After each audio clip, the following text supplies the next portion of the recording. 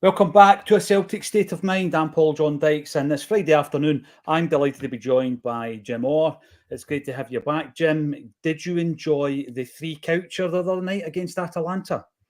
Yeah, it was certainly a three coucher to start off with. Didn't finish off a three coucher, I suppose. Yeah, I mean, I think once you get by those wee kind of certain key points in the game, once you get by 20 minutes and then 30 minutes and then 45 minutes and then 60 minutes, you start thinking, we're not going to get a doing. So, yeah, that was good. But then being a Celtic fan, the last 20 minutes, you think, yeah, they're definitely going to score.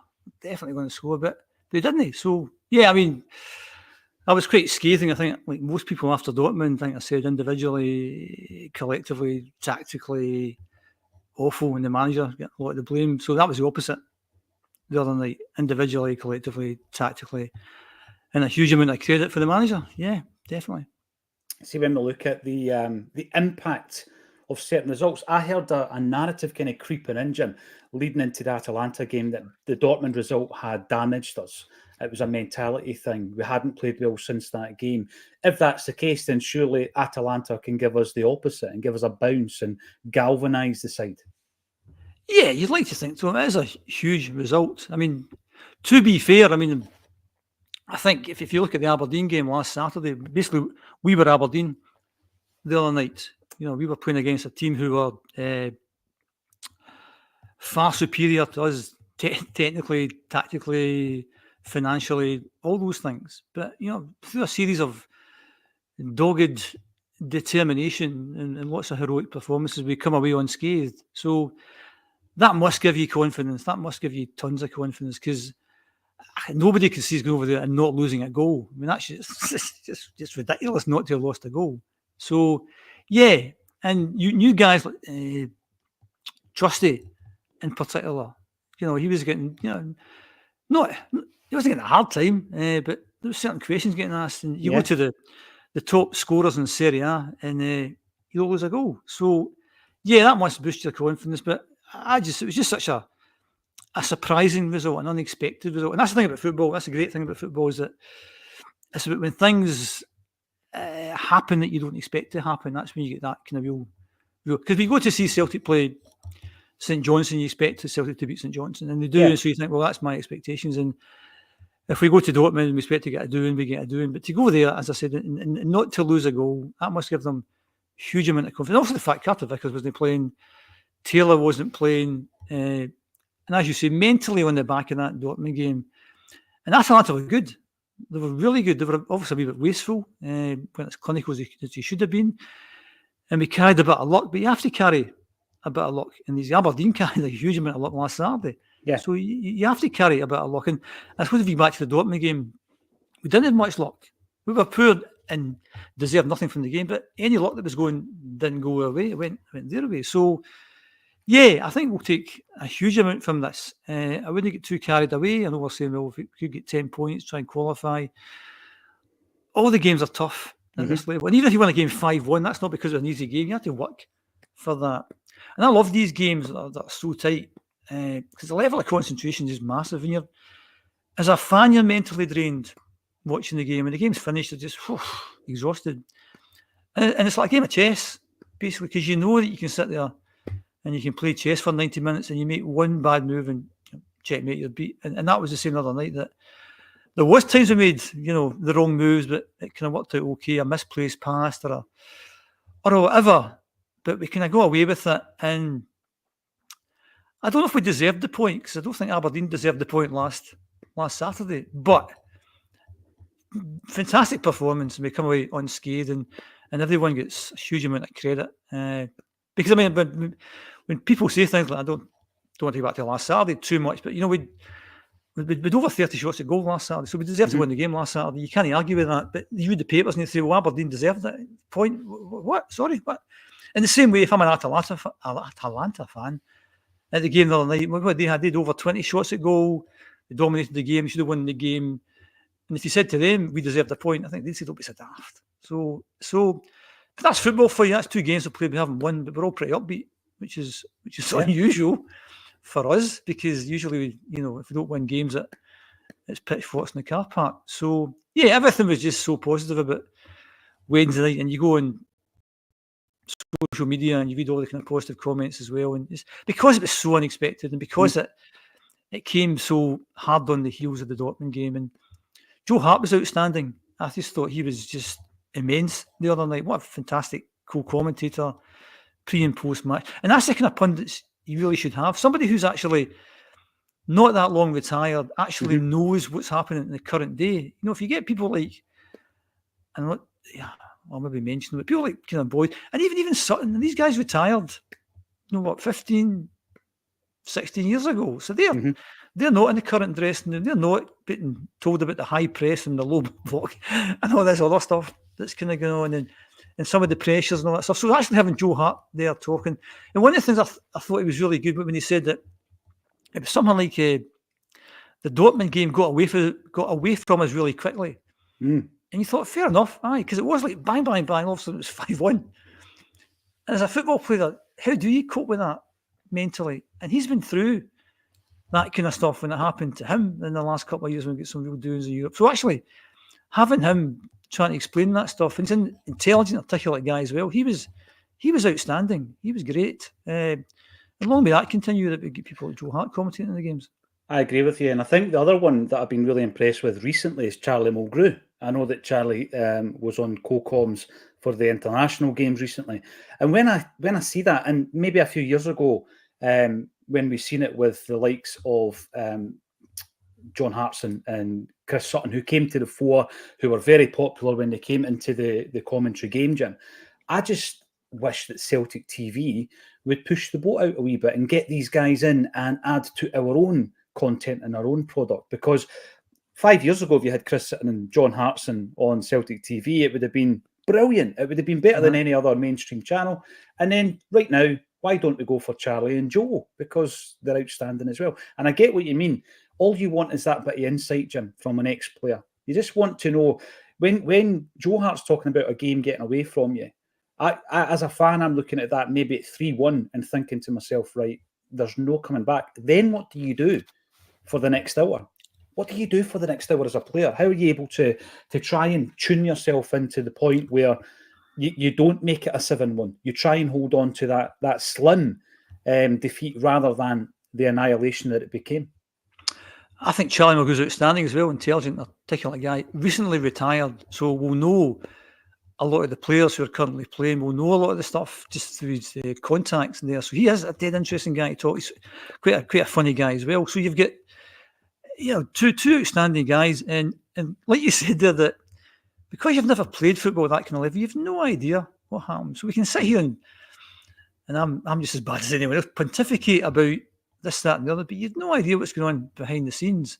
And when you look at some of this stuff, and we'll talk about, I keep going back to Aberdeen last week, but we look at after an international break, we've got no idea. You've travelled thousands of miles around the world. You might not even get a game. You're sitting on the bench. You've got different teammates, different time. You having to leave your family behind, and there's all these kind of pressures that, because Maeda was well off the pace last Saturday, so some of these must be reasons why he was well off the pace. And it's guys like Charlie Mulgrew, Joe Hart, they know how that works, and we don't. And having them there trying to explain that is really, really helpful, because 95% of your commentators are just telling you what I can see or what you can see. I know. I can see that's a good corner. I can see that we're a bit sloppy at the back. I can see all that stuff. I mean, you've got Gordon, I'm sure you're going to mention this, you've got Gordon Strachan on tonight, who I think is the king of the pundits. I think he's the insightfulness of Gordon Strachan, because he's managed at the top level, he's managed internationally. So he's got all that experience to kind of fall back on. And he is just dead interesting. He comes out with kind of phrases and comments that they just stick.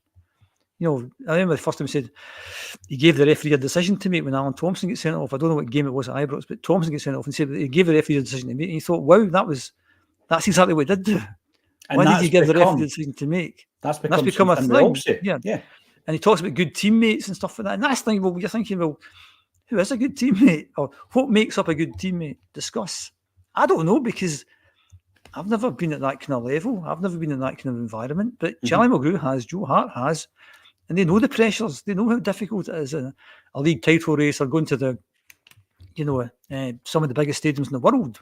It's the Bernabeu or whatever. So they're fascinating guys to listen to, and more of the same, please. Yeah.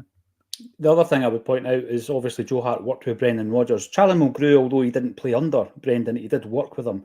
Brendan Rodgers allowed him to train at Celtic Park prior to leaving the football club. And then he was back up as a coach under Brendan's wing for a while, basically taking notes and seeing how Brendan works. So you do get that insight that otherwise you're just not going to get. Jim, I think that the word I've used is galvanising the squad.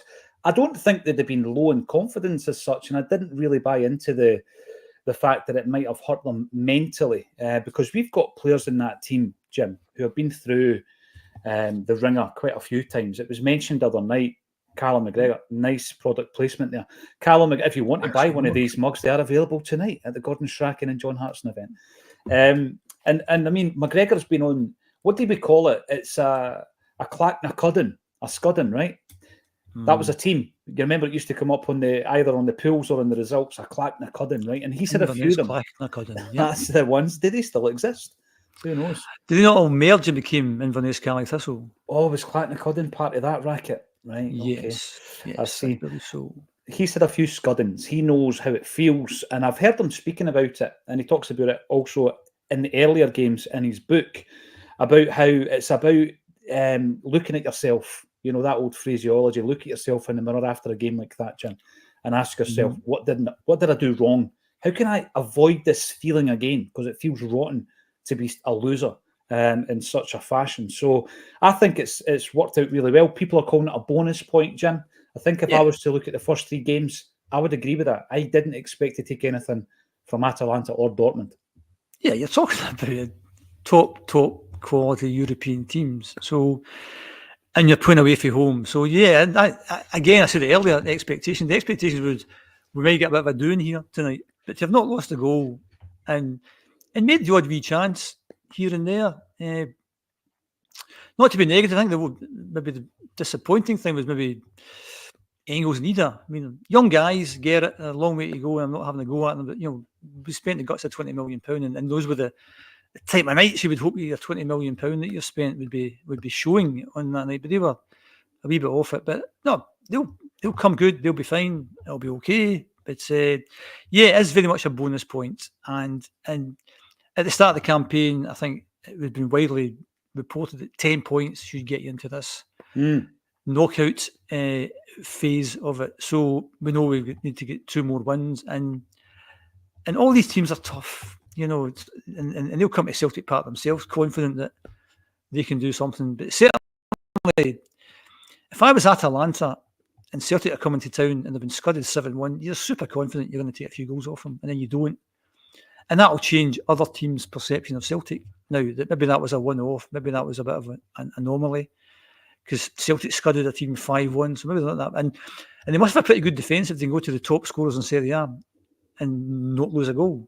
So there's also the kind of not only the benefits from the squad themselves, but the perception of Celtic in this competition that they're not going to be rolled over. Because if we did get another doing again, then you start to become a bit of an embarrassment, a bit of we're playing Celtic good type of thing. And if we can take care of the next game and win our first 2 home games and take a point at Atalanta, then other teams will sit up, and they won't be looking at Celtic as a bit of a kind of gimme in terms of the 3 points.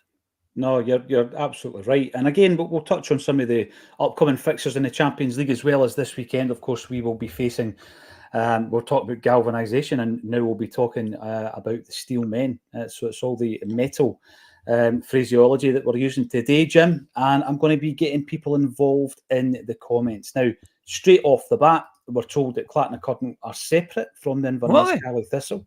No, Clacknacuddin did not join them, ICT. Right. Clark still playing the Highland League. So there you go. There you go. There's always someone who will know. Okay, that's me tell. I want to move into the next point of discussion, which is the sad passing of Tommy Callaghan. It comes up as Estepona Boy mentions that the only player that Big Jock signed twice, Tommy Callaghan, rest in peace, Tommy. Absolutely. Thoughts and prayers with all his friends and family. I never seen him as a player. Jimmy, obviously, he made his name really at my hometown club, which is Dunfermline Athletic, and he was part of that great side that Jockstein managed in Europe. And then we signed him at Celtic. What was your memories of Tommy as a player? That's such a shame. I hadn't watched any socials today. How old was he? 78. That's still relatively young. He was quite active. I mean, I saw him what was the thing he did with Jota? The Jota on the wing thing. That's right. That was fairly recently. Cowdenbeath, he says, aye. That's awfully sad. That is really, really awfully sad. I didn't realise that. Yeah, he played with Dunfermline in the 60s with his brother, Willie Callaghan. He was a fullback. And I suppose for Jockstein to sign him twice, I've kind of faint memories of Tommy Callaghan, but for Jockstein to sign him twice, I mean, that's the ultimate endorsement. You can't say much more than that. I remember a kind of cultured, left-footed player. Who was he like modern? Maybe like Tommy Burns, maybe, but Joe Ledley kind of. He had a similar kind of gait to Tommy Burns, didn't he? The way he ran. Yeah, that's a tall, good point. thin lad. Yeah, called Tommy as well. So, yeah, maybe like Tommy Burns. If you put maybe for kind of younger viewers, who was he most like? Maybe like Tommy Burns, and and contributed significantly to the first 9 in a row and all the other trophies that went with it. But yeah, I mean, if Jockstein signs you twice, I mean that's all you need to say, I think. Yeah, and you're right. He played with his brother Willie Callaghan for that great Dunfermline Athletic side. Always won go the cup back in '68. Wasn't it 68? Beat Hearts, yeah. 68. Yeah. I got that one right. Sorry, I apologise for the clack of the cudden, but I think I got that one right. 68. Yeah, it's a famous date. Alex Edwards. That's Edwards. it. George Farr, the manager. It's a quiz now, right? A quiz. This has turned into a quiz. I mean, maybe my knowledge isn't as good as you would expect on Dunfermline Athletic because they won the Scottish Cup twice, I'm sure. Yeah, they won it in 61 as well. There you go. The reason I brought that particular part of Tommy's career up is I always remember when you always find out new things. This is why I love speaking to ex-players, Jim. So you read the books, you read the papers, whatever's on the wiki, but actually speaking to the players, you draw out something. Just a little nugget from time to time. And I remember speaking to Andy Lynch about the 1965 Scottish Cup final, Celtic versus Dunfermline. Yeah. And it was a massive turning point in the fortunes of Celtic. Jockstein had come in, of course, not directly from Dunfermline. He did spell at Hibs. And he comes in as the manager. And we win that game 3-2. And the interesting thing is that when Billy McNeill headers the ball in for the winner, I'm pretty sure it's Willie Callaghan, who is the dejected Dunfermline player, who kind of troops into the goal to go and get the ball, right? And the ball's nestling in the back of the net. And a wee ball boy runs up and boots it past the Pars player. And that ball boy's Andy Lynch. And he used to be a ball boy at Queen's Park games and at the Hampden finals and international games. Fast forward a few years and he's a great friend of Tommy Callaghan. They became very close. They lived near to each other. They liked going out and socialising together. And I had the great privilege of meeting Tommy on a couple of occasions. We spoke to him for the Nearly Mocking documentary. And we did that at Hampden. And I remember there was a school trip who were in for the tour, the Hampden tour, Jim. And we were using the dressing rooms, which looked old school. They had like the big wicker hampers and all that. So we were using that. And Tommy was brilliant. They called him Tid. That was his nickname. Right. And he says it's Fife for Pelly. I always remember that. And then as he's walking out, this group of kids had been kind of hanging back until we were done. And then they were going to come through the dressing room. And this wee kid runs up to him and asks him for his autograph. And he's like, he spent so much time with this wee girl. And he was like, you've no idea who I am. And she's like, no, but my dad told me to come and get your autograph.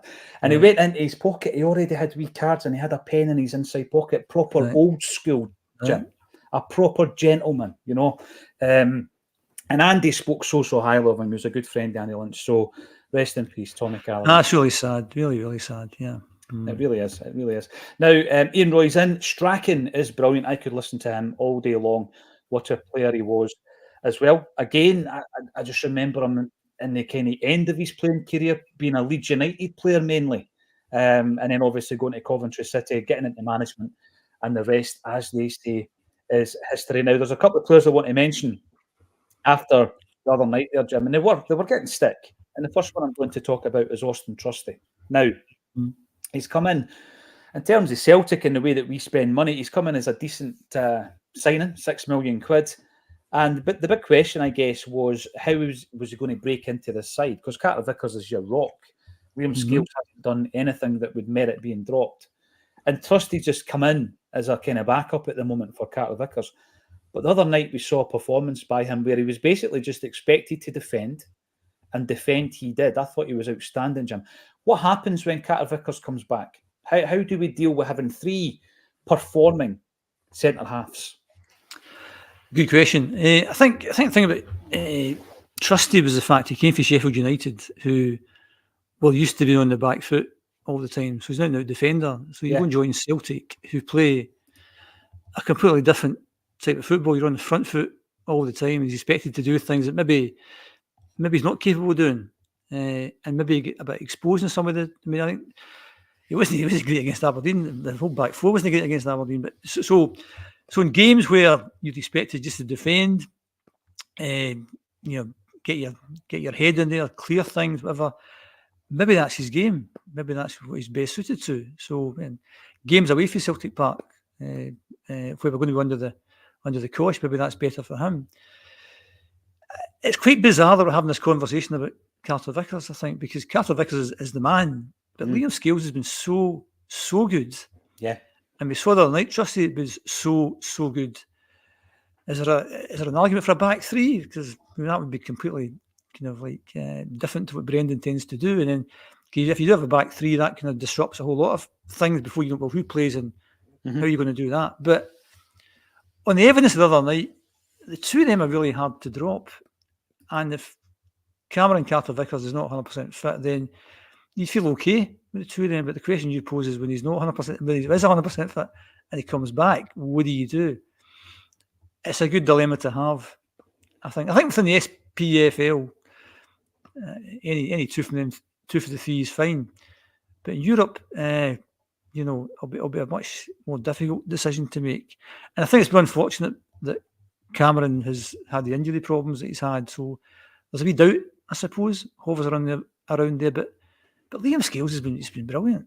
He's been absolutely brilliant. And, I think it's also quieting down a bit because I think people are looking for faults. Oh, there you go, I told you. That kind of idea.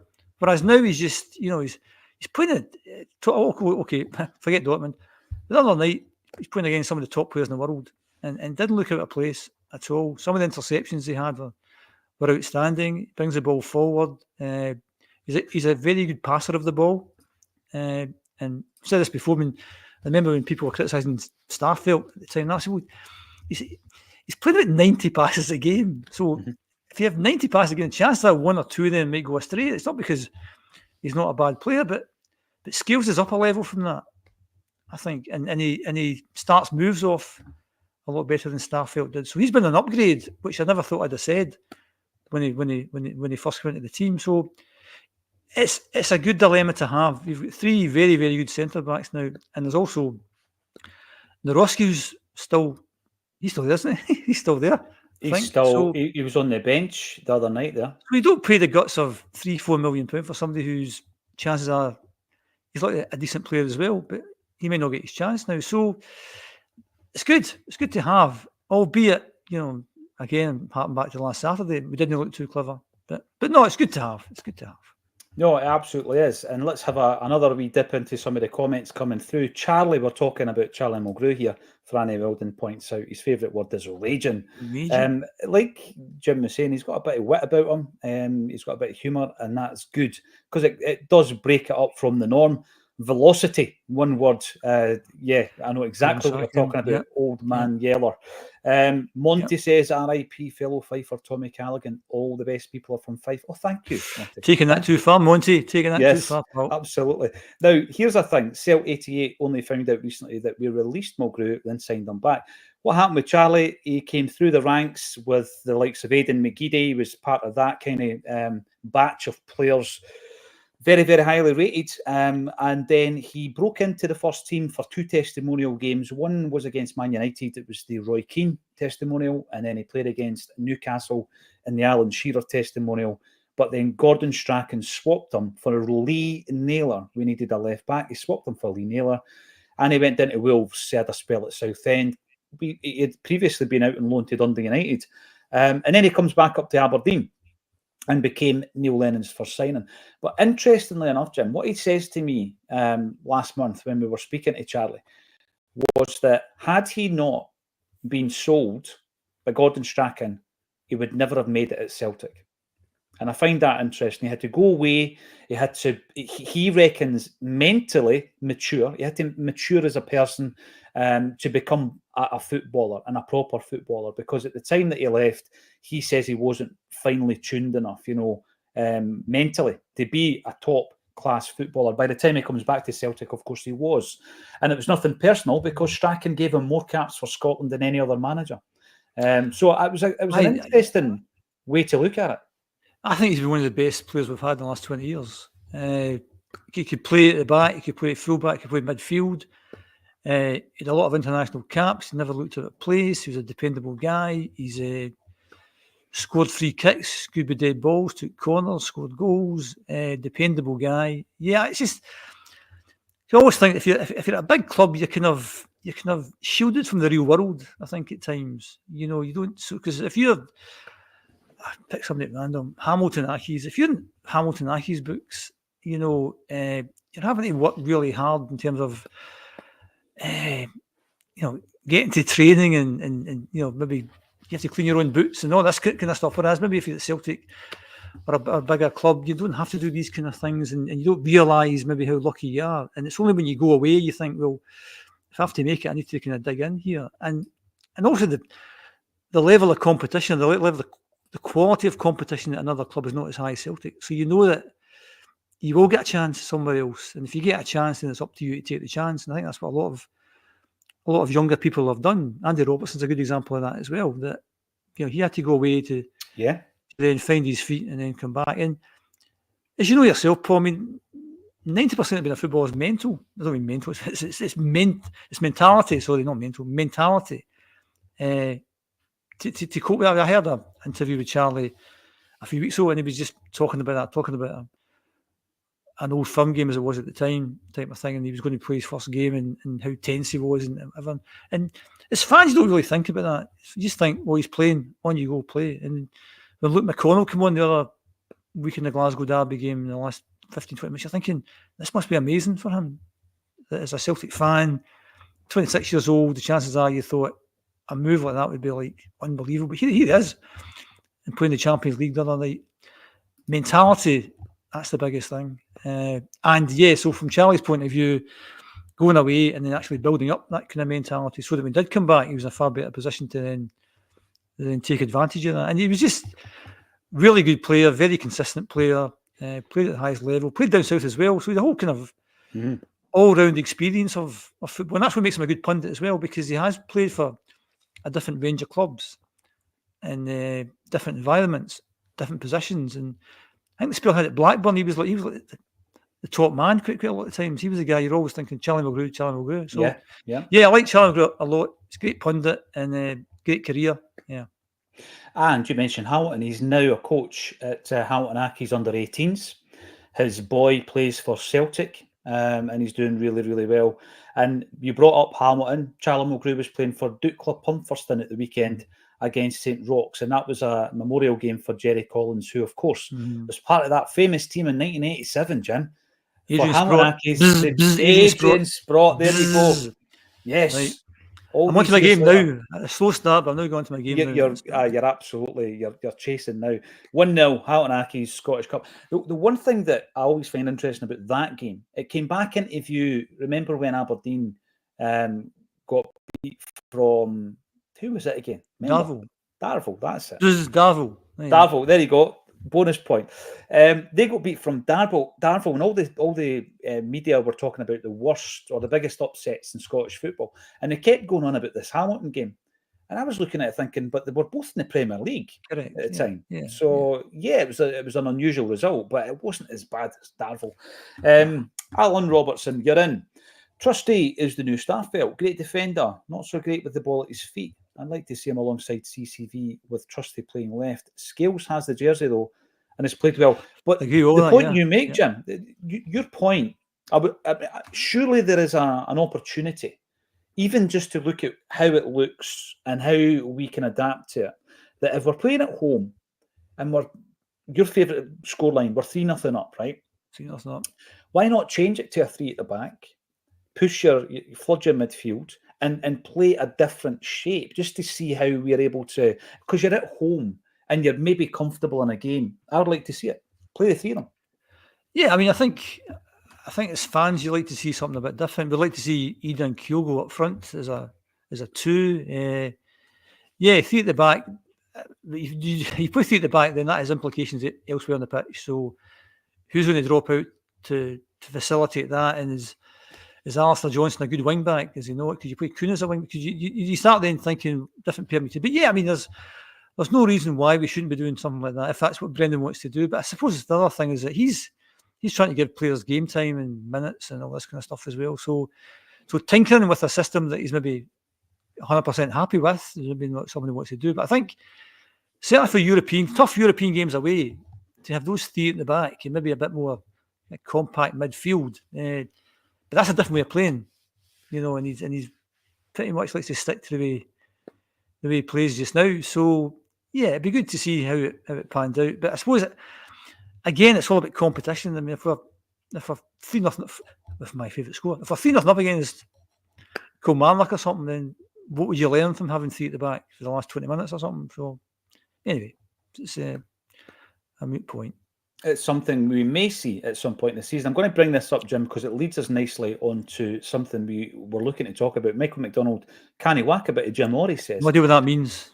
Well, I think it's a positive thing. I think he's looking at you. The whack's in there. I don't know. Can he whack a bit of that? Can he whack it? Bang. Can he whack it? Right. Thank you, Michael. Michael is obviously appreciative of Jim. Jim, talk us through what's happening with your latest play. Obviously, we were chatting about it. It had to be rescheduled. Is there any update on it? I still gutted to have to reschedule it because, as you know yourself, any event, it's about all these moving pieces. And all the pieces are in the right place after 18 months of pulling it together, 4 sellout shows, and then you have to get back to putting all the pieces together again. So getting new dates has been challenging because I wanted the same days, Thursday, Friday, Saturday, so that if somebody was going to Saturday matinee the first time, they'll get a Saturday matinee ticket for the rescheduled dates. However, yesterday I've had the dates finally confirmed, and Websters will put it onto their website and they'll contact all the ticket holders to tell them what the plans are. So once they've done that, I can then announce something on the socials, so that'll let us kind of move on. Unfortunately, some of the cast are contractually committed to other things, so I need to recast some of the cast, and then you're back to putting some of the pieces together again. But we've got a date. I'll announce that hopefully in the next few days. I very much appreciate all the support. I've had lots of kind of messages, really supportive messages, which has been great.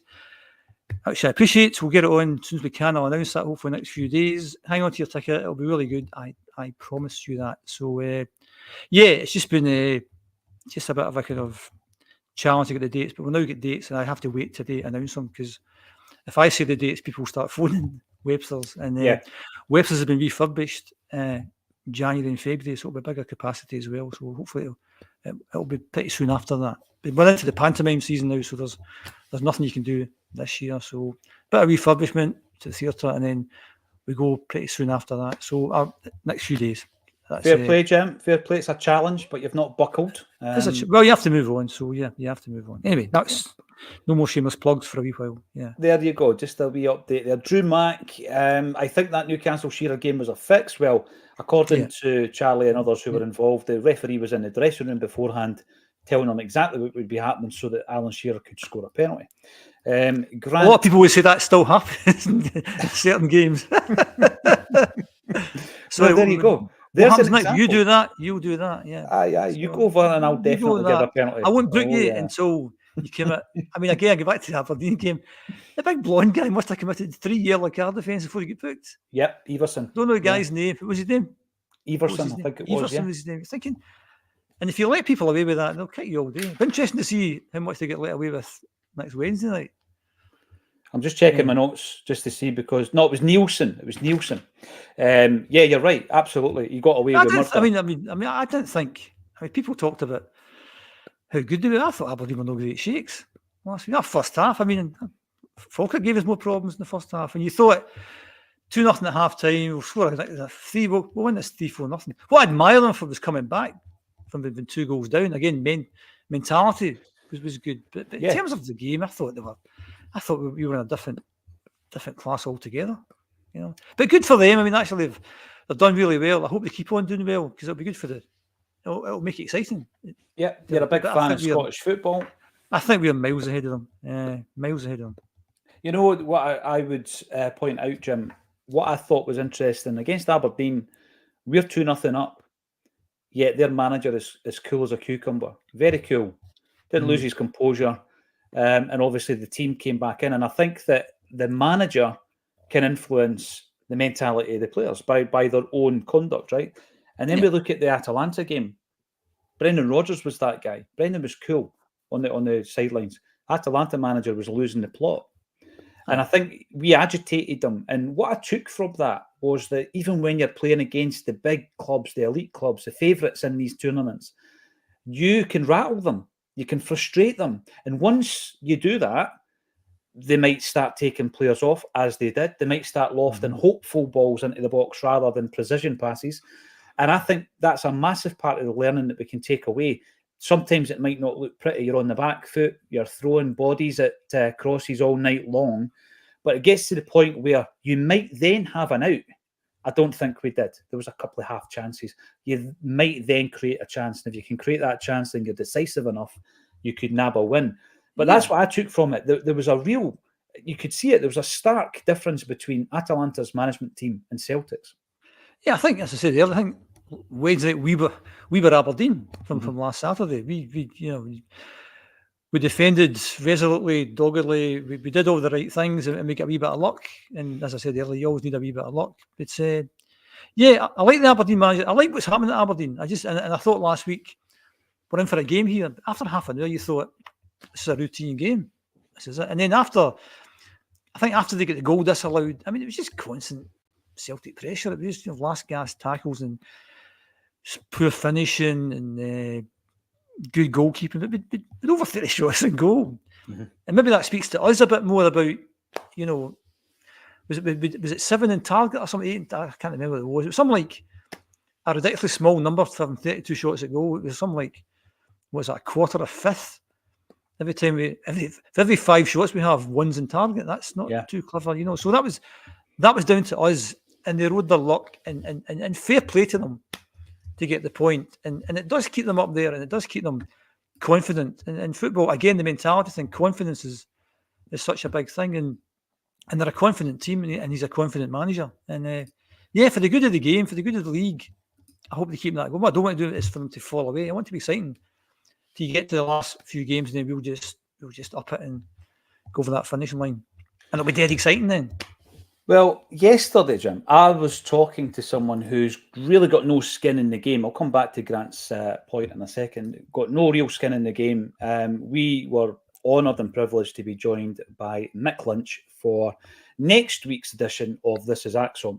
What a coup. What an absolute coup to get. Oh, he was, and by unbelievable. The way, what a nice fella. What a nice fella. Yep. Working class roots and sensibilities, and we spoke about everything from politics to football to music to the miners' strike and the rail strike and the world in which we live currently. And the guy was brilliant. He was absolutely fantastic. Now, he's not sitting there saying, oh, I'm a dyed-in-the-wool Celtic fan or any of this kind of stuff. You will know that he's from Irish stock.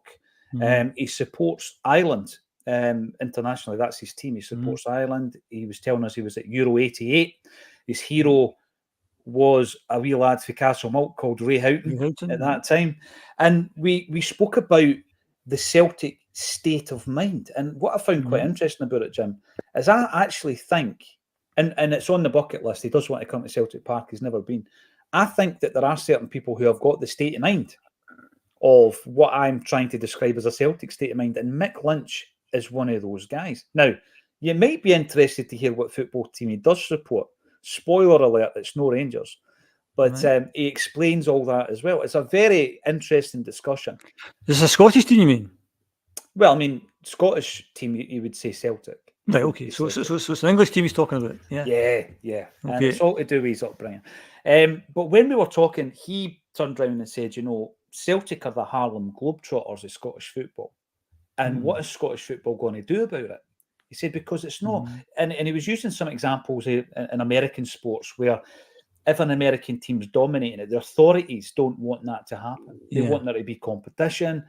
And he says, and he asked the question, what is going to happen in Scottish football to make it more competitive? And it's a difficult one to answer, Jim. It's a very That's difficult. nothing. That's nothing. Of course, it's nothing. It's nothing because if you're Celtic, why would you want to make it more competitive? I hope, as I said, for the good of Scottish football, that the likes of Hearts and Hibs and Dundee United and Aberdeen do well, do invest wisely, maybe get some new owners in with a bit of money, and invest in the club. Not silly. You don't have to invest silly money. You just do things smartly. And I know you've been quite critical of Hibs in the past in terms of the churn of managers over the years. So some things is not happening. Hearts this season, basically, just they should be good. I mean, Hearts are getting what's Tyncast's capacity? Is 16, 17,000? Is it 18? I don't know. They've got a huge amount of season ticket holders. 18,000 in there. They should be the third biggest team in the country. Aberdeen might argue that. Hibs could argue that as well. Dundee United could argue that as well. And I think the structure of Scottish football isn't too clever. And we've said this before about the size of the league. It's too cutthroat. The splits, it's rubbish, basically. But we turn up to see it because that's all we've got. And, it lacks a bit of vision, I think. And I get a bit of negative feedback. I said the other week at the League Cup, I would get rid of the League Cup. I'd rather have a bigger league and more different teams to play rather than playing League Cup games, for example. And, Morton, Dunfermline, Inverness, Partick Thistle, I'd like to see these teams in the top league, and have some sort of split, but a sensible split whereby you're not having this. Who are we playing? We might play them 3 times away or 3 times at home, and we're not very. I mean, that's just, for me, that's amateur hour.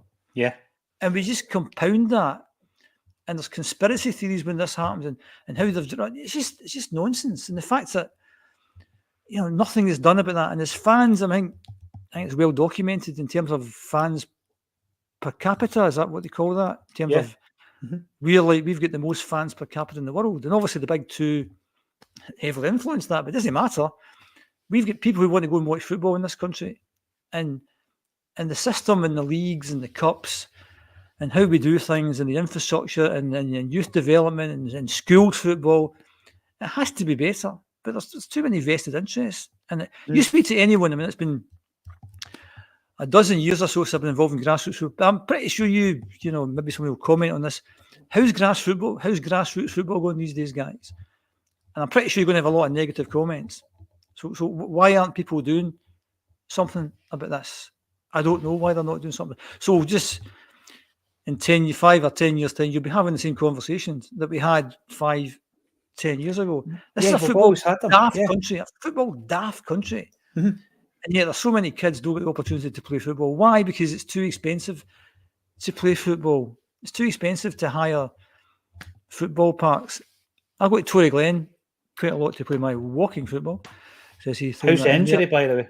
I'm playing. I'm back playing. I'm not fit, but I'm back playing. But at Tory Glen, if you go to Tory Glen, it's a phenomenal facility, indoors and outdoors. But, those outdoor pitches are empty most days.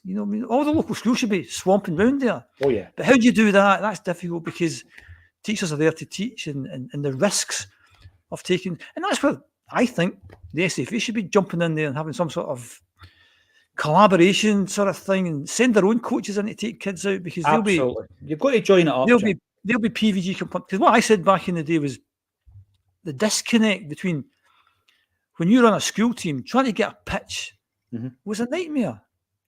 And you having to deal with the council. And they've no great, and I mean nothing against the council, hands up there, but they've no great incentive to bend over backwards to help you because they've got a job to do.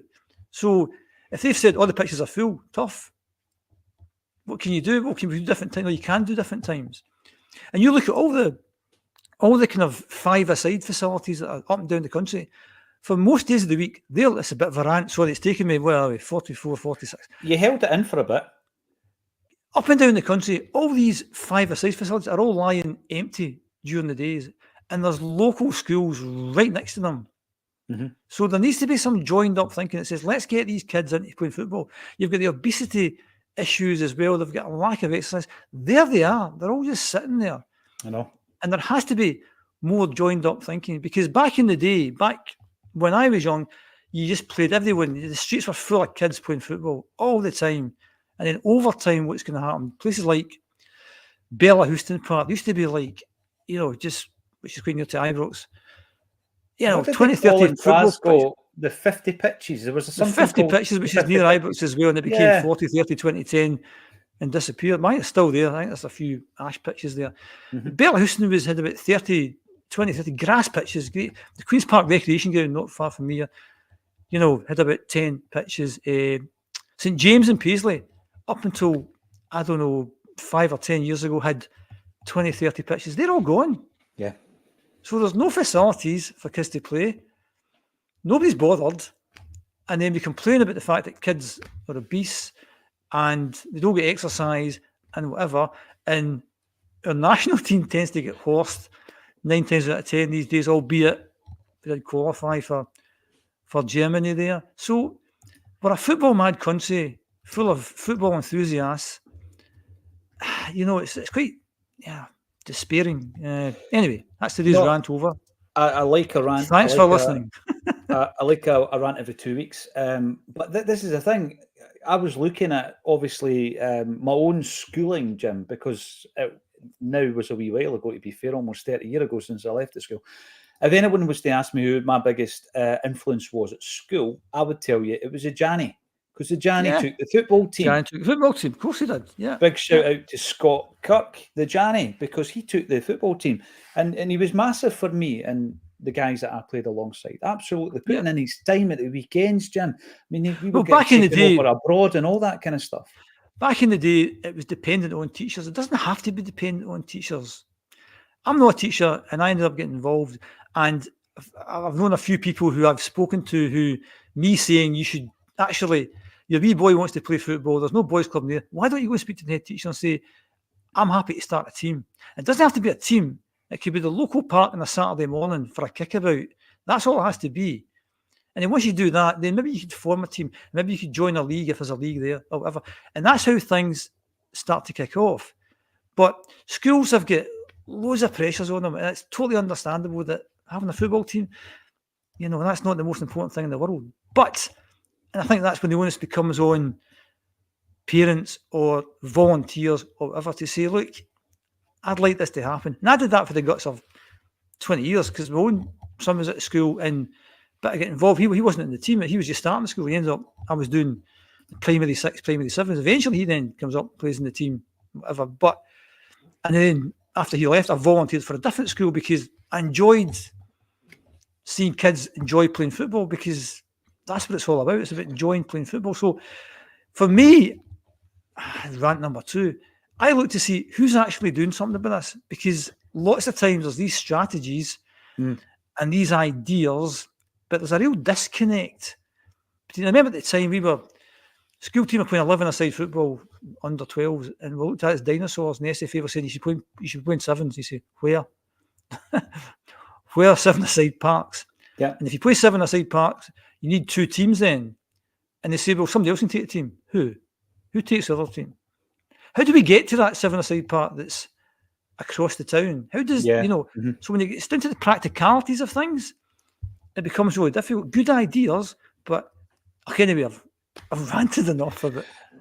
No, I love the rant, Jim. I think, correct me if I'm wrong, the Minister for Social Care, Mental Wellbeing and Sport is Marie Todd. So maybe she's the person that should be doing something about it and joining it all up. I can't buzz to that one. I was going to. No, you would never have known. I bet no one would have known. No one would have known. Very underrated. Then you say, well, what's that person's remit? What's the person's remit? What are they meant to do? What's the objectives?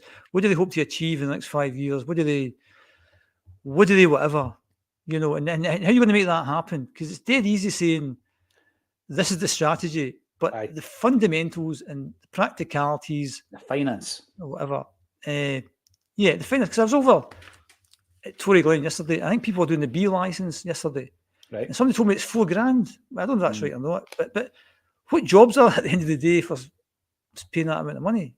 Again, everything's just dead expensive. And I understand why things are expensive, and this is rant number 3. But I would like us to have this really competitive league where there's the big 2 in Glasgow, the big 2 in Edinburgh, Dundee United and Aberdeen, and they're all vying for trying to win the league. And if Dundee United come to Celtic Park and we beat them, it's a huge thing. Yeah. No, it's not. We expect to beat them and expect to beat them by a few goals. Mm-hmm. So where's the challenge in that? You want to go to Hibs and think, whoa, we won there. That's big. That's massive. But it's not. Yeah. And you want to say that. And a full stadium. A full stadium, yeah. And then you'd actually maybe watch, if Hibs were playing Aberdeen and it was live on Sky, you might watch it.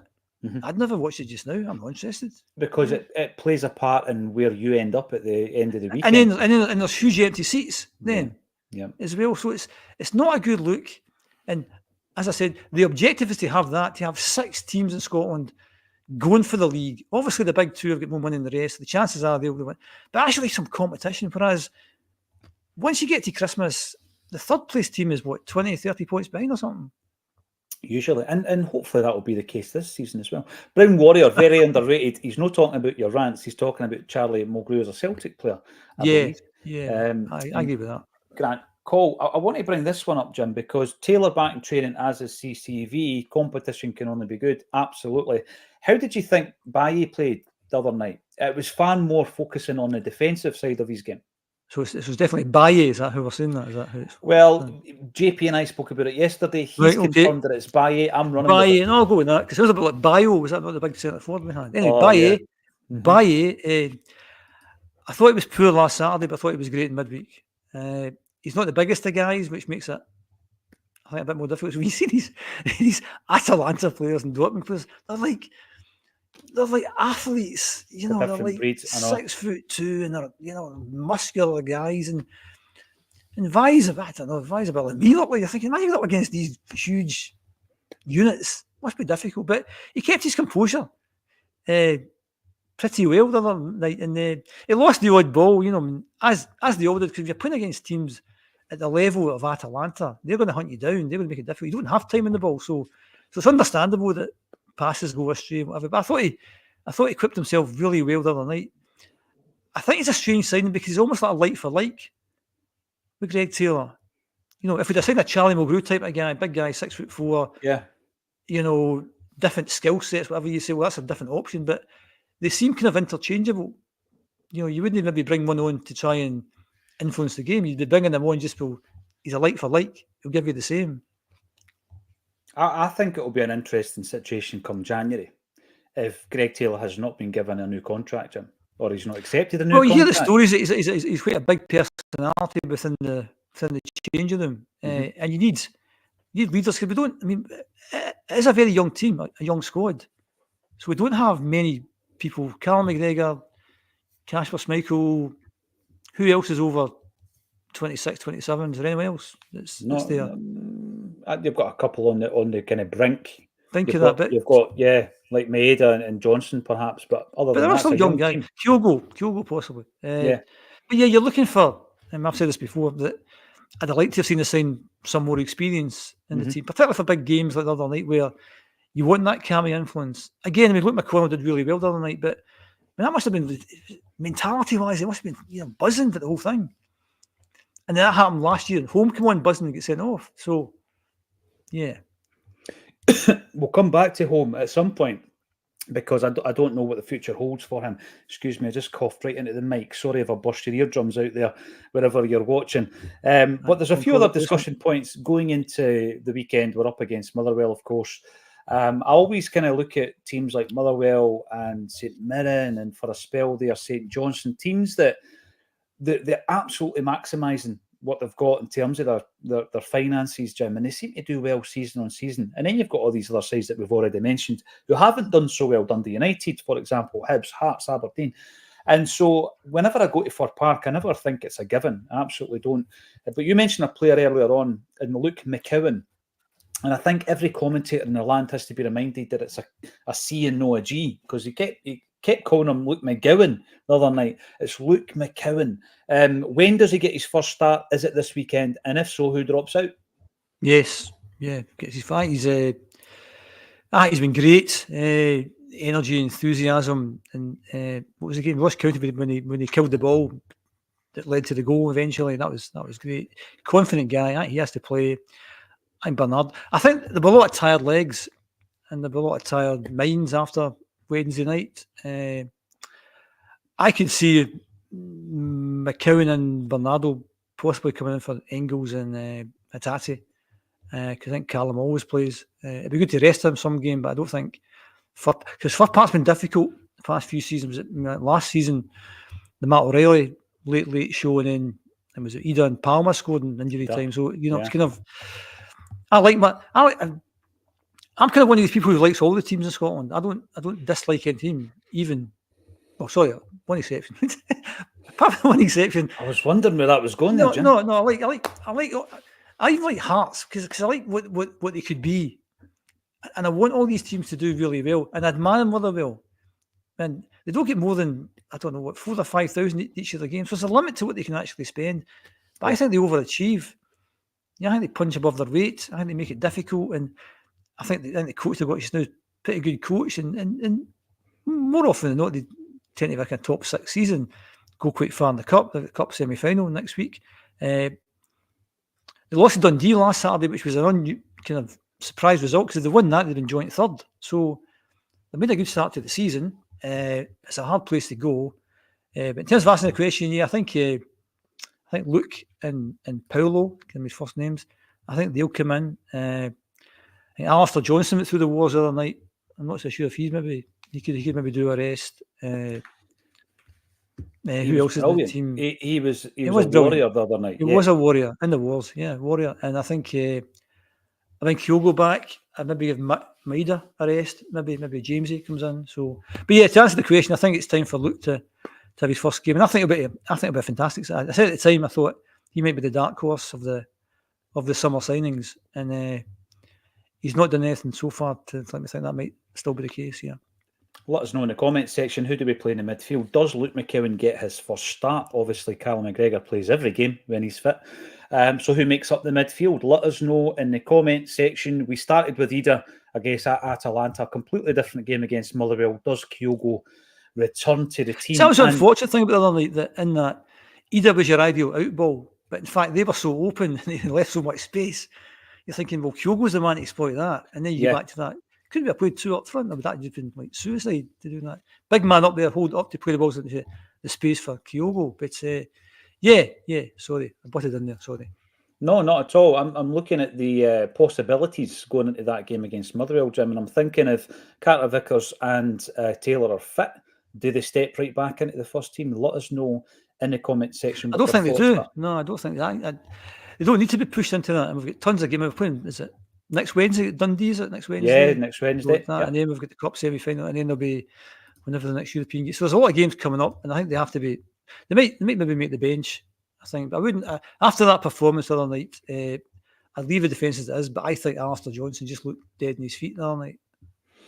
Yeah, I mean, he went through the wars. Yeah. Give Tony a run. And you need to give these fringe players games, going back to something that we've spoken about a lot. What do you do with these guys when they're not playing? Because, it's no good for them to then throw them into a match. I was talking about Tony Ralston and the fact that, bizarrely enough, this is his 10th season as a Celtic player, and he's made appearances in all of the 10 seasons. Right. Yeah, he's only played 106 games, Jim. Right. So he's only played, and there was only one season where he's played more than, I think, 30 Andy's first games. Season, Andy's first season. On that point, though, here's the thing. So tonight, this is Acsom's special guest is Chloe Craig. Chloe is the daughter of Albert.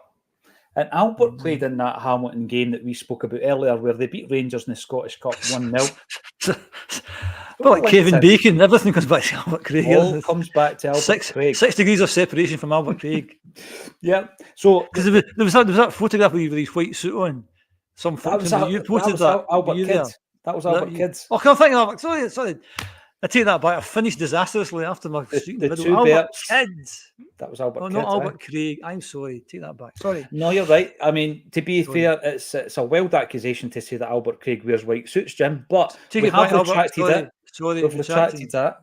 Retraction. It was Albert Kidd who looked like Albert an Kidd, extra Miami from Vice. Miami Vice. He did That's that. it. Sorry, Albert Craig. Yeah, sorry. It's an easy mistake to make.